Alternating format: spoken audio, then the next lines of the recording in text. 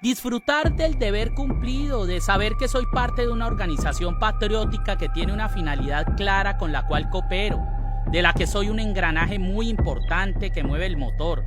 Creo que mi mente lo guarda todo en el armario. Es precisamente por eso que puedo hacerlo. De otra forma no podría. Es algo mecánico, es un artefacto el que lo hace. En realidad no soy yo. Hago parte de la maquinaria que produce los hechos. Solo soy una pieza, por eso lo disfruto. Es una forma de no convertirme en un psicópata. Ese aparato del que hago parte y que me convierte en un piñón más me distancia de los asesinos en serie que matan porque tienen la cabeza dañada. Eso que los izquierdistas llaman fiestas sangrientas son una labor con la patria. Si no lo viera así, como una labor de patria que realiza este todo perfecto y sincronizado que nos mueve, empezaría a matar por matar. Y esa no es la idea. Yo mato para limpiar.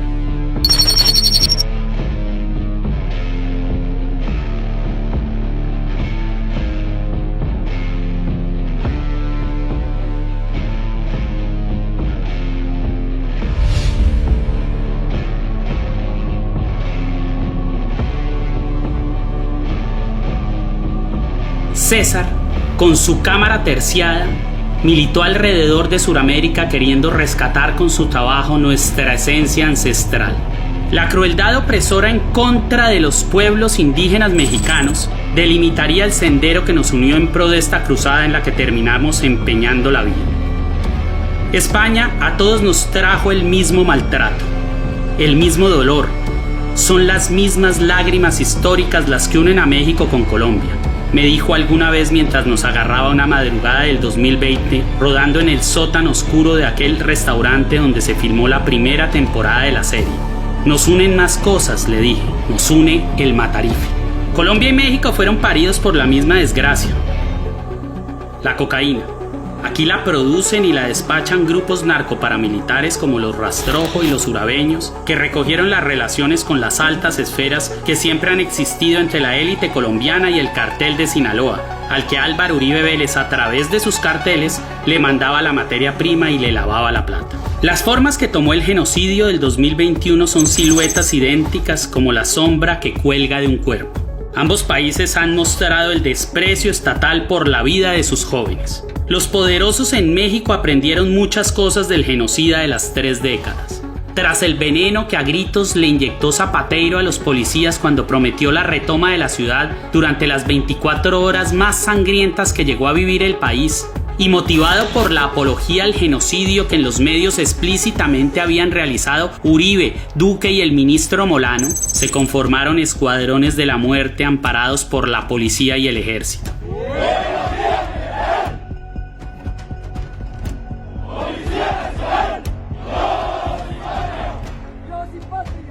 Estos grupos operaban abierta y desvergonzadamente frente a los agentes del orden y hacían parte de los operativos policiales. Las víctimas de estas bandolas homicidas no tenían que ser manifestantes, ni siquiera líderes sociales, sindicalistas o periodistas de oposición, con que fueran pobres, jóvenes y estuvieran caminando hacia sus casas después de clases o al terminar el trabajo. Con eso tenían los policías para agarrarlo a plomos y contaban con suerte, pues lo peor que le podía ocurrir a uno de esos jóvenes era terminar en el baúl de un carro de paseo hacia una muerte paraca con tortura, desmembramiento y picada incluida. En coordinación con esta oscura cofradía criminal, a sangre fría, como se volvió costumbre, miembros de la policía caleña comandados por el coronel Edgar Vega y el teniente Néstor Mancilla en el barrio Calipso asesinaron a José Emilson Ambuila, Kevin Antonio Agudelo, Harold Antonio Rodríguez, Einer Alexander Lazo, Edwin Villa Escobar y Miguel Ángel Pinto, 6 jóvenes recién salidos de la adolescencia. La promiscuidad operativa entre el neoparamilitarismo urbano, patrocinado por las élites regionales y la fuerza pública, continúa siendo evidente. Los representantes de la ya ancestralmente reconocida oligarquía homicida colombiana se ufanan de la violencia y los abusos que ejercen en contra de los campesinos, los indígenas y sobre los manifestantes. El caso más emblemático fue el de Andrés Escobar, un hombre perteneciente a esa cofradía de nuevos ricos engallados por los dólares puercos del narcotráfico. Este neonazi sudaca salió a promover la marca de su empresa de publicidad estampada en la sudadera que vistió a plena luz del día, mientras rodeado de policías asesinaba frente a las cámaras a estudiantes e integrantes de la minga indígena que llegó a Cali a apoyar las protestas. Escobar, para la fecha en que transcurren los hechos, no solo no ha sido capturado, sino que no ha dejado de ufanarse de la impunidad con que lo viste la fiscalía. Sube fotos a sus redes sociales bronceándose en Miami, dando cátedra junto a candidatos presidenciales del Centro Democrático y declarándose orgulloso de su naturaleza homicida. En Bogotá, la capital del país, Claudia López llegó a la alcaldía representando un sentimiento de indignación en contra del Matarife. Había pasado por el Congreso, en donde denunció frontalmente a Álvaro Uribe Vélez, exponiendo sus vínculos con el paramilitarismo y el narcotráfico. Causa que se fue opacando a medida que empezó a inyectarse esa droga adictiva a la que llaman poder y que la llevó a flexionar las rodillas ante aquel que tanto atacó en el pasado.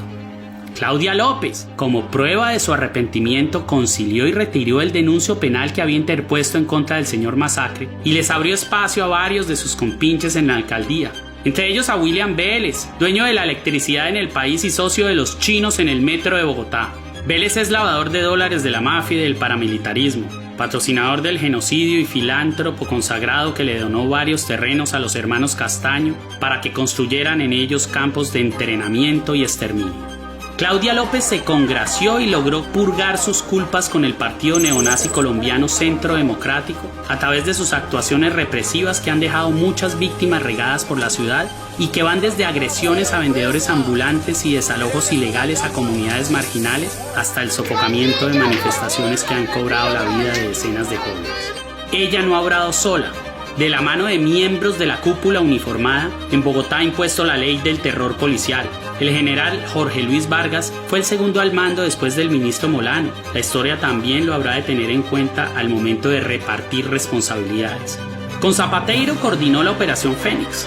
A él también se le tiene que anotar las muertes de los estudiantes mexicanos del 2008 que perecieron en el bombardeo ilegal sobre Ecuador. Fue director de la policía del aeropuerto El Dorado durante el narcogobierno del Matarife y, por supuesto, también es otro de los que le aprieta la cara y saca pecho en las fotos mientras Álvaro Uribe le grapa las medallas después de las masacres. Antes de ser trasladado a Bogotá, el brigadier general Óscar Gómez Heredia fue ascendido por instigar el asesinato de manifestantes cuando fue comandante de la policía en Medellín.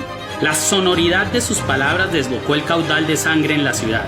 Aquí a la gente de bien no la asesinan, a los que están matando son aquellos que tienen problemas judiciales, dijo el oficial a la emisora radial Caracol, en abierta convocatoria pública al paramilitarismo que incrementó la ejecución de jóvenes en las zonas marginales de la ciudad.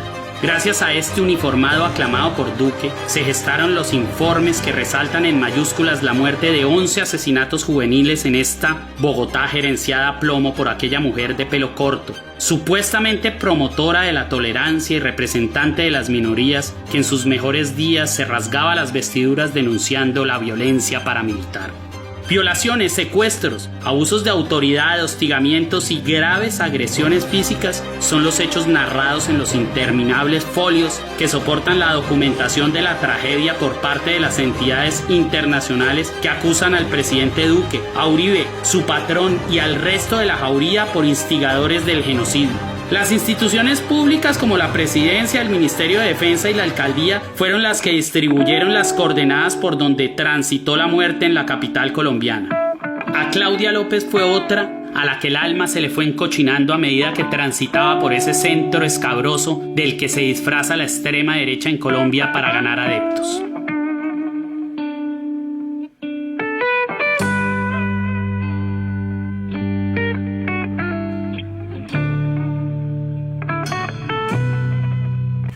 Hemos insistido desde esta tribuna en la importancia de que el Gobierno Nacional y la Fiscalía tomen cartas en el asunto sobre los irregulares hechos que se presentaron en cuanto a abuso policial y abuso de civiles armados en el reciente estallido social.